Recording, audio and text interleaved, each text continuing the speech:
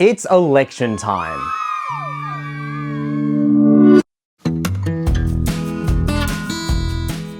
Democracy is really important, and elections are really important for making democracy work. And Australia is approaching an election. If you're watching this at the time of publishing, or, before an election is coming up. In this video, I'm going to be explaining how you can make your vote count and how to prepare for an election. But before we do that, I want to say, for this video anyway, that I am politically and issue neutral. That means that I'm not going to be presenting any of my opinions on candidates or issues that are discussed in an election.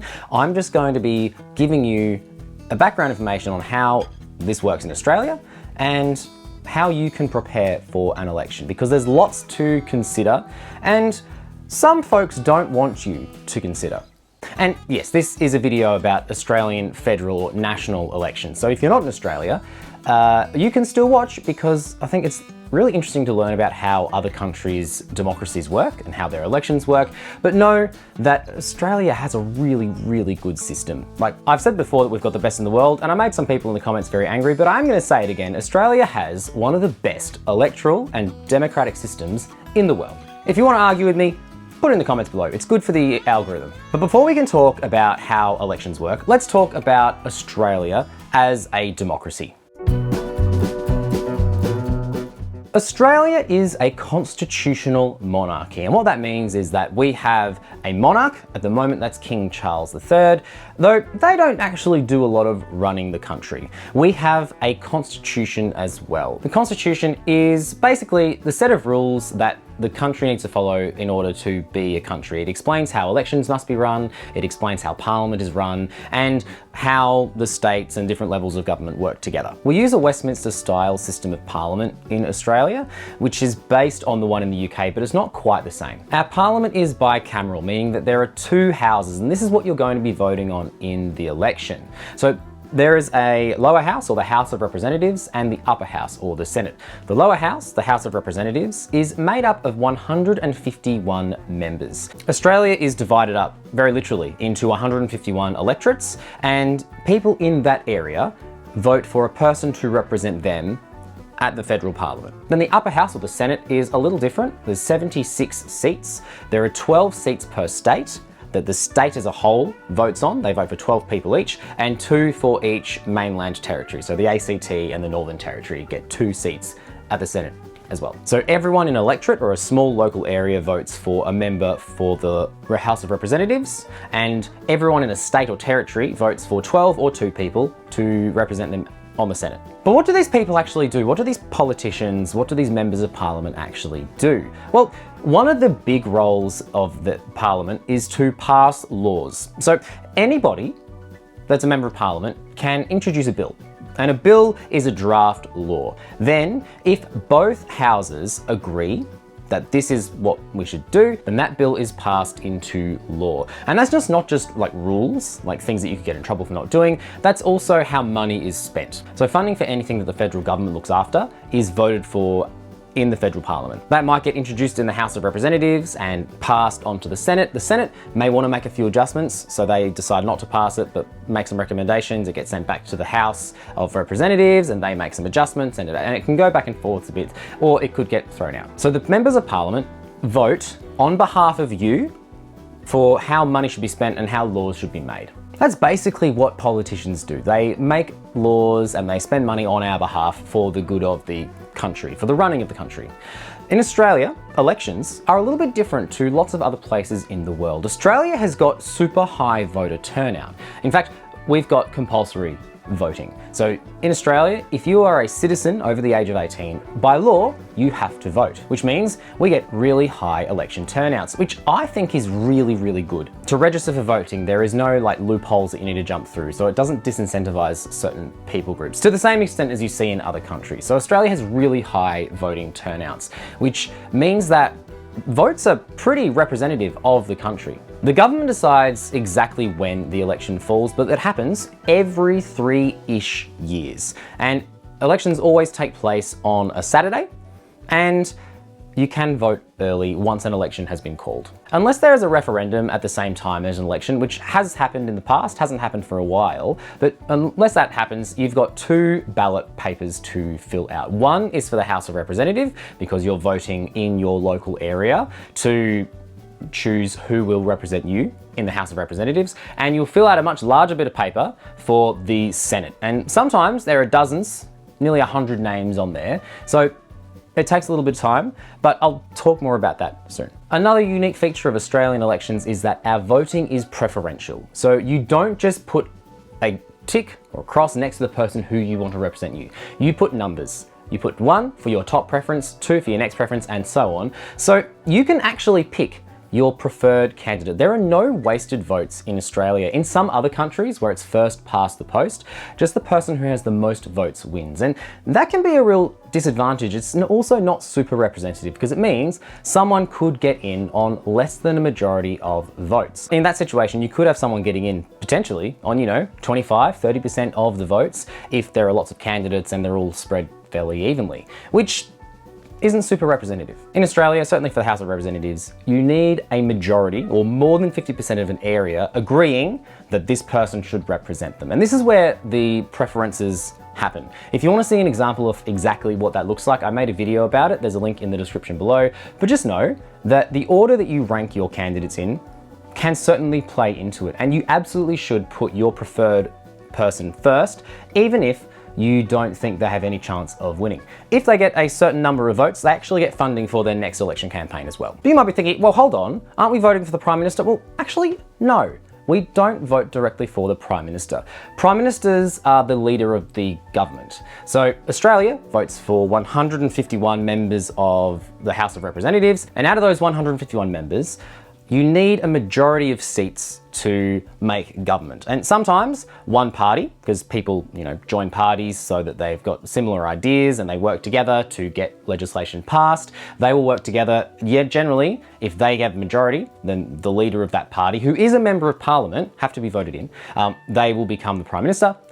Or if you don't have enough people to make a majority, you can work with independents or other parties to then make a majority. Generally, the leader of the biggest party becomes the Prime Minister. So that's Australian elections in a nutshell. Let's talk about electors. And electors are just another word for voters. So what are the responsibilities of electors, of voters? Well, there are a few, 3 main ones. First one is to ensuring that you are enrolled to vote and that your details are up to date. You chat with the Australian Electoral Commission for all of this. If you move house, you may have moved electorate, so you need to update them about that as well. The second is being informed. There's a lot of information out there around election times, and it's hard to navigate it all. I'm going to give you some tips in a moment. But the third thing that we need to do is to vote responsibly. So thinking about what you want, thinking about your values, and voting accordingly to ensure that you are voting for how you want, voting for the person who you think is going to represent you and your community best at a national level. So who should you vote for? Well, I'm not going to tell you who to vote for because I am, for the purpose of this video, politically and issue neutral. I'm not sharing any of my personal opinions here. But who should you vote for? How do you decide? Let's talk about that.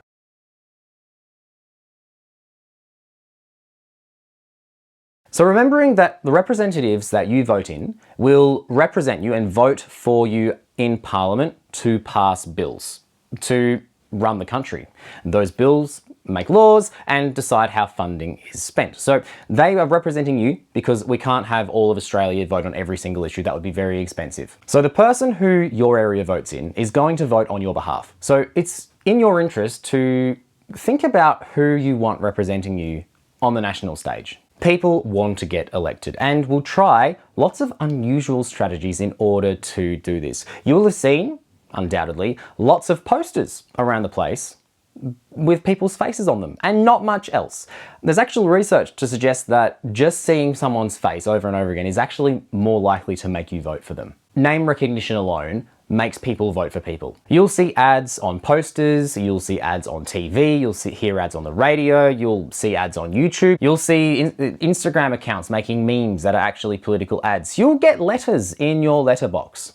I actually received this one this week. It just said to the resident, and it was a letter from a local farmer explaining why they like this certain candidate and not the other ones. And then at the end, in Australia, you have to declare if it is organised politically. So it said, yeah, it was organised by a political party. So people will try all sorts of things to get you to vote for them. Some of them, they're just sharing their policies. Sometimes they are trying to manipulate information. They will take things out of context. They will talk about how bad the other party is. People will try and make you angry. People will try and make you dislike people. And people who are angry don't always make the most considered choices. And there are lots of people, especially in the past, who don't think that deeply about who they vote for. And a lot of political parties are kind of banking on this, that they'll just see the signs and they go, I'm going to vote for them because of this issue, because, I'm familiar, because that's how I've always voted, it's how my parents voted. And is that the best way to do things? So there is lots of information. There's lots of conflicting information. There's misinformation. So how do we actually navigate this and make good choices about who we vote for? So this is my suggestion on how to prepare for an election. First thing, think about what's important to you. Think about your values. Think about issues that you are interested in and you want to go a certain way. If you don't know what's important to you, like how you vote, then look at the candidates in your area. If you're not sure who your candidates are, you can go to, there was a website in the description from the Australian Electoral Commission who will be able to tell you who your candidates are. And then you can look into what those candidates' policies are, or what they will do when they are in Parliament or in government, how they plan to vote on bills to represent you, what they want to get done. Generally, these people have their own websites, which makes it easy to find what policies they have. Then it's about finding the politician who most closely aligns with your values. Now, unless you're actually running, which you're allowed to do as an Australian citizen, it's too late now for this election, but you are allowed to go and run as an independent. You're allowed to do that. There's a good chance that no politician's going to perfectly align with your values, your worldview, what you want to get done. So you're going to have to decide which issues are the most important to you. Now, doing that can be really, really tricky, but there are some tools out there that can help you. You can also find things out like locally and in person. Like these people want to get elected, so they will often go to forums, they will often get involved in community things, and you'll have a chance to ask them questions. So I know often candidates from an area will have a session where they will, open the floor to questions, they'll have a discussion, they'll talk about what their platform is, what they want to do when they get into Parliament if they do, and that's a nice time as well to work out who your candidates are and who you might want to vote for. If you have an incumbent, so someone who's already in Parliament, if you have one of them, then you can actually see really clearly what they've already voted for, because that's kind of going to indicate how they're going to vote in the future. So all of the parliamentary records are public. It's a lot of work to sift through them, but there are some websites that have made this easy. So theyvoteforyou.org, link in the description, breaks down what issues a politician has voted for and how they've voted for them, whether they vote consistently for certain things or, they're a bit wishy-washy about this kind of thing, because that's a pretty good indicator of how they're going to vote in the future. And if they're saying something, like they want to do a certain thing, but they haven't voted that way in the past, that gives you a moment to pause and go, are they being truthful? Because history says something different. Now that's a lot of work, but there are some other tools that you might want to use to be able to help you. So the ABC have a vote compass, link in the description. Basically it just asks you a bunch of questions, determines how you feel about a number of different issues, and then puts you on a political compass to see which party most closely aligns with your values. Now, independents aren't going to make it on there a lot because there are lots of independent candidates, but it's really for the major parties. So it's still worthwhile looking into who's representing you at a local level in case an independent is going to represent you better.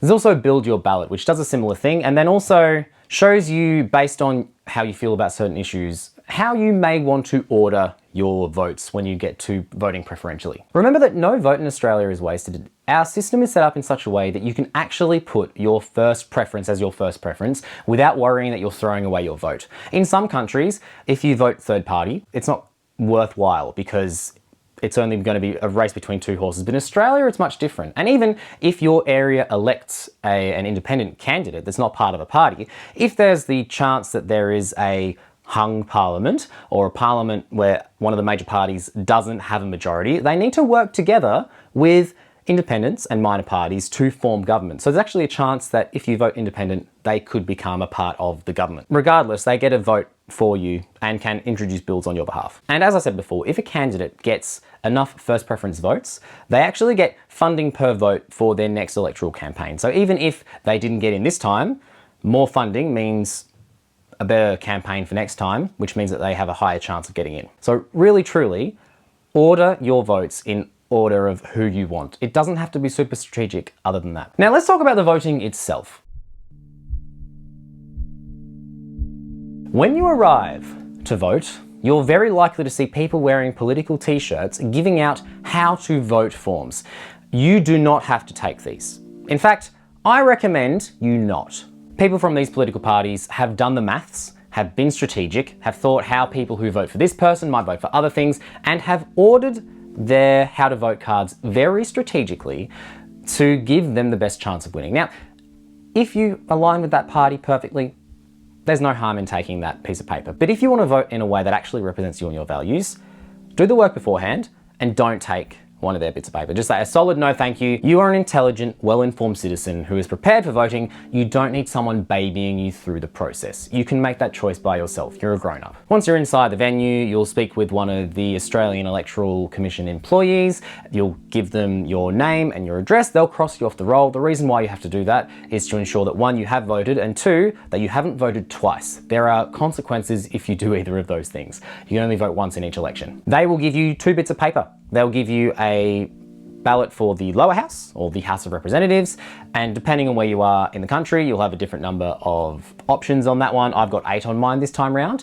And then they'll give you a bigger piece of paper that is for the Senate, and that usually has a lot more. You'll fill in all of the boxes on the House of Representative one, the small one, and you can either vote above or below the line for the Senate one.